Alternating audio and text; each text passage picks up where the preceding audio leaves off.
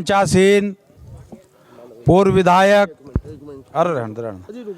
विधायक माननीय मनोज चौधरी जी, पूर्व मंत्री मांगेराम कश्यप जी, पूर्व मंत्री अल्पसंख्यक आयोग के पूर्व चेयरमैन माननीय लियाकत अली एडवोकेट जी, और हमारे सरपरस्त पूर्व मंत्री माननीय सरफराज खान साहब, समाजवादी पार्टी के वरिष्ठ नेता मोहम्मद हुसैन जिलानी साहब, वामसेफ संगठन से जुड़े समाजवादी पार्टी के वरिष्ठ नेता अमरीश चौटाला जी और मुअज़्ज़िज़ लोगों, बहुत सारी बातें यहाँ पर आपको लियाकत भाई, मांगेराम कश्यप जी, मनोज चौधरी जी, हमारे सरपरस्त सरफराज खान साहब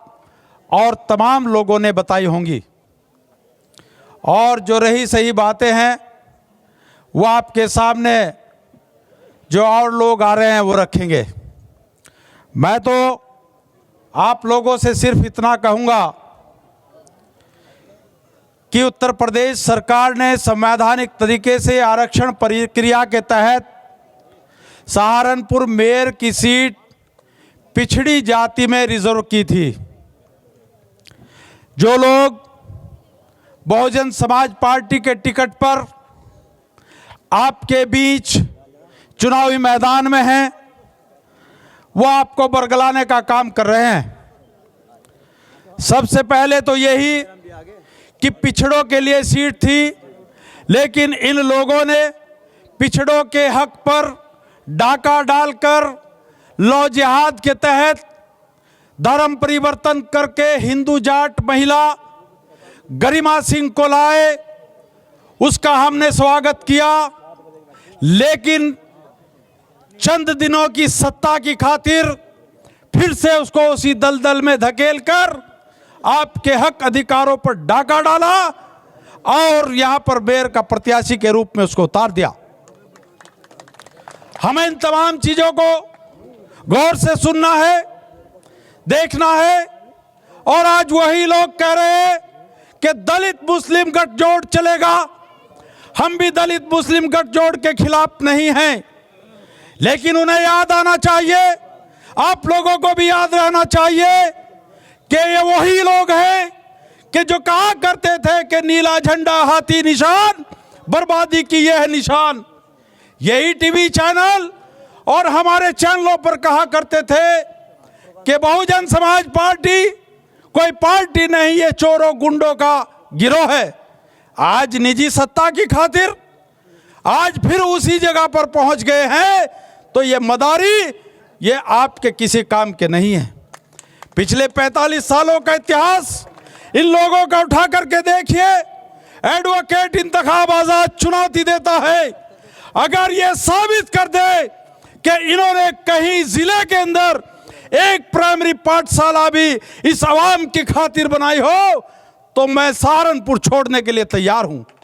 इन्होंने सिर्फ अपना घर बना है, अपनी तिजोरियां भरी है, लोगों के बीच नफरत फैला करके देश के प्रधानमंत्री नरेंद्र मोदी को बोटी बोटी की बात कह करके पूरे देश के अंदर इन्होंने जो सांप्रदायिक ध्रुवीकरण करा, उसकी सजा आज देश का तमाम बहुजन, तमाम मुसलमान, तमाम पिछड़े अगड़े उसका खामियाजा भुगत रहे।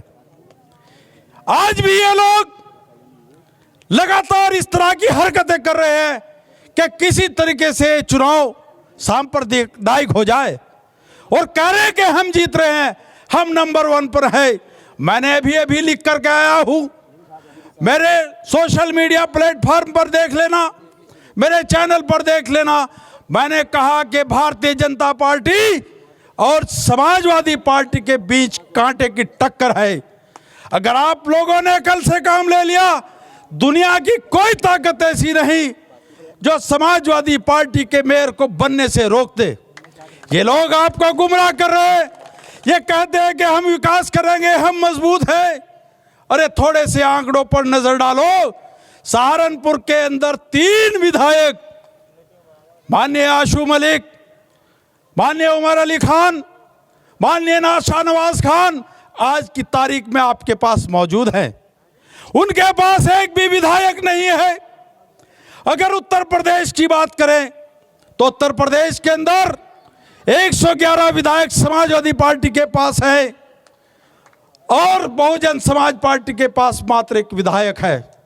अब एक विधायक मुकाबला करेगा सांप्रदायिकता से या 111 विधायक मुकाबला करेंगे? और यही नहीं, उनके पास ले दे करके एक सांसद है, वो इतने बुजुर्ग और इतने भले और नेक आदमी है, ये उनको भी बेइज्जत करने से, उनको अपमानित करने से बाज नहीं आते, उनकी भी बेइज्जती करते हैं, वो भी उनके मंचों पर कहीं दिखाई नहीं दे रहे।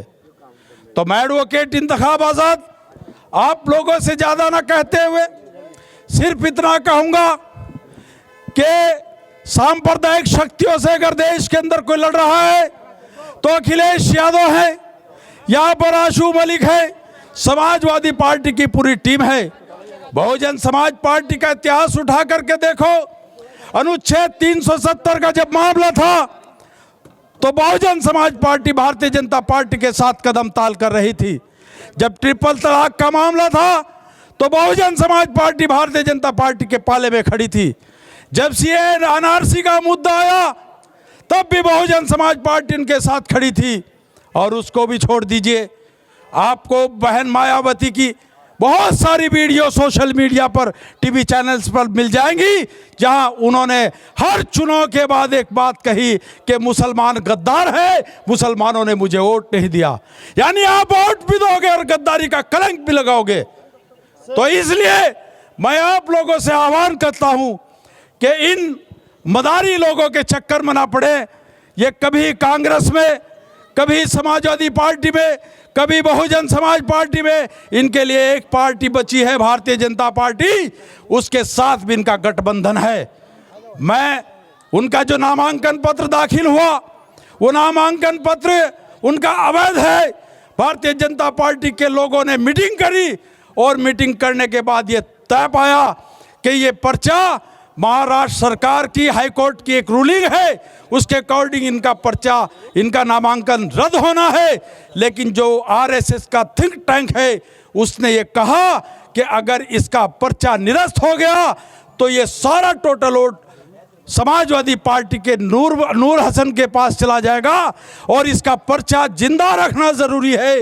अगर ये जिंदा रहेगा तो कुछ ना कुछ वोट मुसलमानों का और दूसरे लोगों का काटेगा, हमारी सीट आसानी से निकल जाएगी। लेकिन जमीनी हकीकत यह है, ग्राउंड रिपोर्ट यह है कि समाजवादी पार्टी के नाम का तूफान है। अभी मैं 5-6 जलसे देख कर गया हूँ, पैर रखने की जगह नहीं थी, लोगों में जोश और खरोश है। भारतीय जनता पार्टी से लोग दुखी हैं, सारा शहर खुदा पड़ा है, सारे लोग परेशान हैं और उनके सामने एक ही चीज दिखाई दे रही है कि समाजवादी पार्टी बड़ी तादाद में, गुज्जर आपके साथ है, कश्यप आपके साथ है, ठाकुर आपके साथ है, तमाम बिरादरी आपके साथ खड़ी हैं। ऐसी समाज भी आप जिस दिन पोल हो जाएगा, मतगणना होगी, रिजल्ट आएगा, ऐसी समाज के बूथ उठा करके देख लेना, उनका वोट आपको इतनी बड़ी तादाद में मिलेगा कि आप सोच नहीं सकते। क्योंकि ये वही लोग हैं जिन्होंने डॉक्टर अंबेडकर की जयंती को रुकवाने का काम किया था। ये वही लोग हैं जिन्होंने रविदास जयंती की आड़ में बेगुनाह मुसलमानों पर मुकदमे थोक कर अपनी सियासी दुकानें चलाई है। तो मैं आपसे कहना चाहता हूं, इन भ्रष्ट और बेईमान लोगों की शतरंजी चालों से होशियार रहना है, इनके बहकावे में नहीं आना और अपना एक एक वोट बड़ी ईमानदारी के साथ, बड़ी शिद्दत के साथ नूर मलिक के जो चुनाव निशान है उनके निशान पर मार करके अपना मेयर बना लेना।